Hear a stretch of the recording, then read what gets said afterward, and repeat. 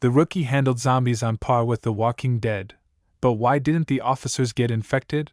I was not prepared for the rookie to go full zombie horror in Season 8, Episode 10, and I was even less prepared for it to actually work, not just as a fun genre detour, but as a genuinely tense, well-executed piece of television that had me gripping the remote as if it owed me money.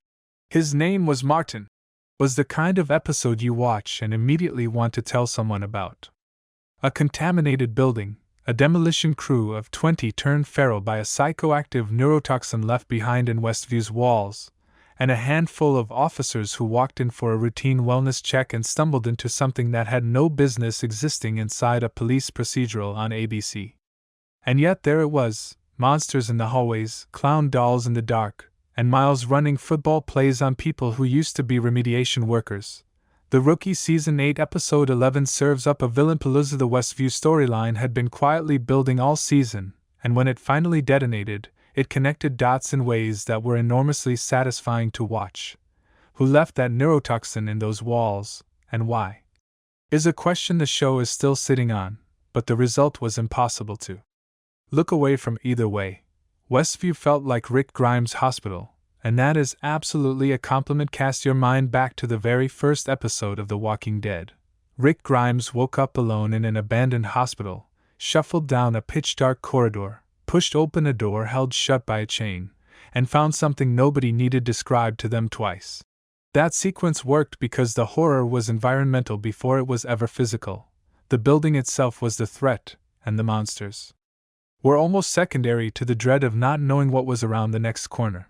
Westview did the same thing, inside a police procedural, on ABC, which should not have been possible. Nolan, Harper, and Miles arrived for a routine wellness check and walked into dead silence, a single body on the floor, and the kind of garbled screaming that convinces you immediately to turn around and leave. Then the infected crew came around the corner, and the episode became something else entirely. Outnumbered officers sprinting through an abandoned mental hospital while feral workers poured in from every direction, relentless, disoriented, and completely beyond reason. Miles stumbling across clown dolls mid-chase while tackling infected workers with football moves was the show at its most gloriously unhinged. The Rookie handled zombies on par with The Walking Dead, but why didn't the officers get infected? It hits the same sweet spot as early Walking Dead's lighter moments. The ones that gave you a breath of dark comedy right before something terrible happened again. Nolan was kicking complete ass for most of the hour in ways that reminded you why Nathan Fillion has been anchoring this show for 8 seasons. And then Lucy walked in, fought one of the zombies in a death battle, and the tone shifted entirely. The early seasons of The Walking Dead understood that zombie horror worked best when the monsters weren't really the point, when the true horror was what the situation did to the people trapped inside it. Lucy killing Martin, a man who was a victim and not a criminal, and then having to answer procedural questions about it from her own boyfriend while clearly in shock, was the Rookie reaching for exactly that same register. Uncomfortable, human, and devastating in equal measure. Which was the whole point and exactly why the episode landed in all the right ways. The officers never turned, and that raises more questions than the episode answered. His name was Martin. Left behind some major questions once the adrenaline settled.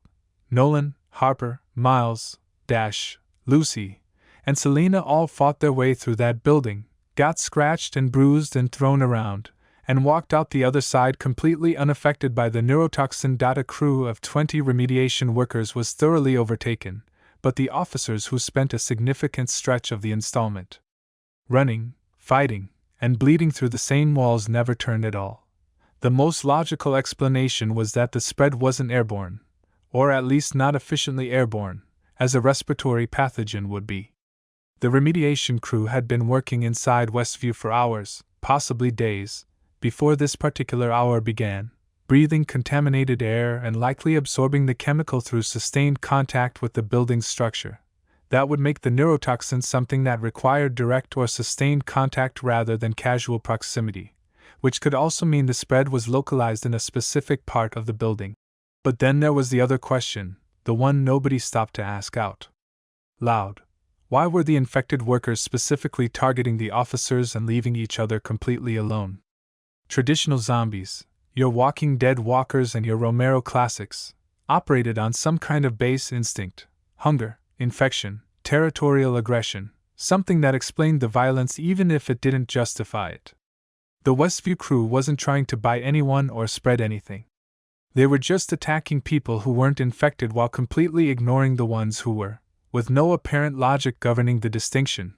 That suggested the neurotoxin wasn't simply inducing aggression, but something considerably more specific. Some kind of threat response, maybe, where an infected brain perceived uninfected people as a danger and reacted accordingly, while recognizing other infected individuals as neutral. If that was the mechanism, it raised an uncomfortable follow-up question: was that by design, or was it accidental chemistry? Because whoever put that substance in Westview's walls, and that's still an open question the show hasn't answered, engineered something that made its victims selectively target the uninfected rather than attack indiscriminately. That's an awfully precise outcome for something that supposedly just seeped into the walls and waited. The hour didn't answer any of it, and honestly, it was smarter to leave it open. The best horror gives you just enough to start asking questions you weren't ready for, and his name was Martin. Had questions to spare. Do you have a theory about who contaminated Westview, and why the infected only targeted uninfected people? Drop it in the comments below.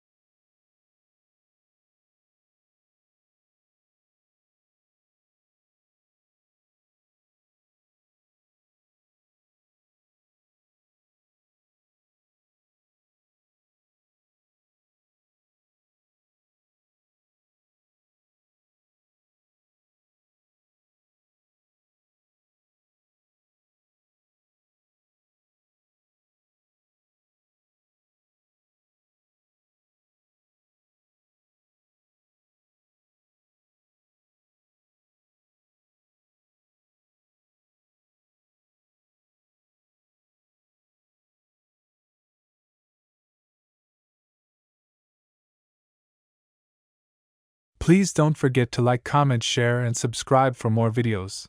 Thanks for watching.